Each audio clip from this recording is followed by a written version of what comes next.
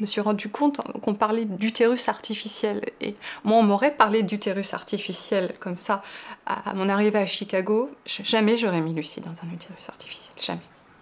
Jamais. On est vite la proie de gens qui veulent faire du business, du commerce, des tests, des expériences. Les gens n'en ont aucune idée, c'est vrai que les gens n'en parlent pas, alors que mes recherches me montrent qu'il y a des films, qu'il y a des gens qui sont en train de procéder à ce genre d'expérience, et que c'est quelque chose qui est là, qui existe, et personne n'en parle aujourd'hui.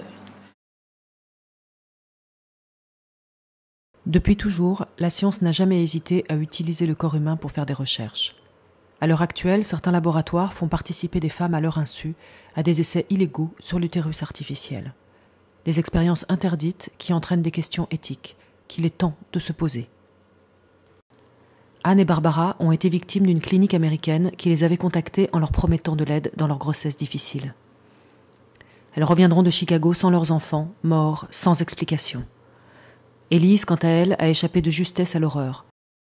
Aujourd'hui, elles ont toutes les trois décidé de témoigner pour épargner d'autres femmes. Suite à mes nombreuses fausses couches, j'ai pris l'habitude en fait, de discuter sur un forum de femmes enceintes, comme il en existe beaucoup. J'ai commencé un petit peu à regarder tous ces forums. Aux États-Unis, il y en a beaucoup. J'ai regardé sur des forums, j'ai parlé avec des filles, j'ai regardé des sites, voilà, mais bon, sans vraiment prendre ça au sérieux, mais un peu avec une anxiété de début de grossesse. J'étais un peu inquiète, je sais pas. Voilà. Et là, ils m'ont contactée par téléphone, en français, en me disant qu'effectivement, ils avaient une toute nouvelle méthode pour des femmes qui étaient dans ma situation, pour les faire accoucher avant le terme, et qu'ils avaient une sorte de couveuse, dernier modèle, ce qu'on faisait de mieux, et qui me proposaient de me faire accoucher plus tôt. Ils me donnaient une solution qui me paraissait à ce moment-là celle qui me correspondait, c'était donner un support aux femmes qui aujourd'hui sont seules et qui doivent se débrouiller professionnellement et en même temps avoir leur rôle et jouer leur rôle de mère. Comme c'était une clinique très, très en pointe, enfin tout de suite, moi, voilà, quoi, je leur ai fait évidemment confiance. Pour moi, c'était un peu inespéré. Enfin, voilà quoi. La clinique à Chicago ne voulait absolument pas me donner de documents visuels de mon bébé. Donc les seules images que j'ai pu prendre, c'est... en fait, j'ai pris moi-même une vidéo de Lucie dans sa couveuse. Il y avait une sorte de liquide, on m'a expliqué que ça reproduisait en fait le liquide amniotique maternel. Elle était intubée, c'était comme une couveuse mais qui reproduit le ventre maternel. C'est vrai que j'aurais peut-être pu avoir quelques doutes. Elle était complètement dans un liquide amniotique, mais c'est vrai que j'ai été mis en confiance, on m'a expliqué vraiment à quoi ça allait servir. Donc tout de suite j'ai été vraiment encadrée, aidée. Donc je repars et au bout d'une semaine, et quelques jours après, on m'appelle pour m'annoncer la nouvelle de la mort des Noirs. Voilà. C'est un matin, ils sont venus me voir en disant qu'il y avait eu un problème et que Lucie n'avait pas survécu. Moi, j'ai pris la décision en pensant que c'était ce qu'il y avait de mieux pour mon enfant. Donc aujourd'hui, il y a cette première chose, c'était que je ne connaissais pas les risques. J'ai pris une décision sans connaître les risques que l'enfant pouvait encourir, et il y en avait beaucoup. Et j'ai dû beaucoup insister en fait pour avoir un document de la part de la clinique. Le labo, il met du temps à me répondre. Et puis ils veulent... Et puis finalement, j'ai droit à un document où on me dit avoir fait une fausse couche.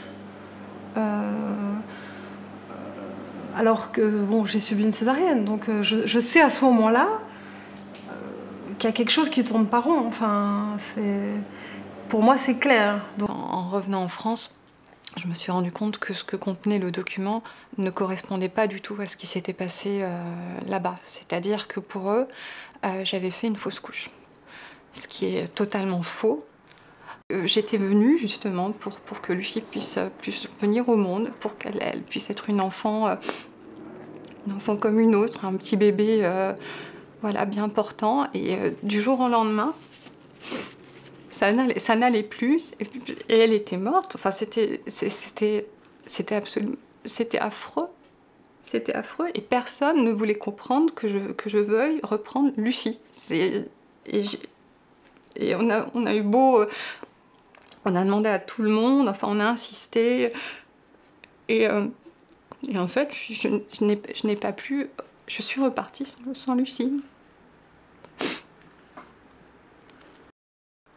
Je me suis rendu compte qu'on parlait d'utérus artificiel. Et moi, on m'aurait parlé d'utérus artificiel comme ça à mon arrivée à Chicago. Jamais j'aurais mis Lucie dans un utérus artificiel. Jamais.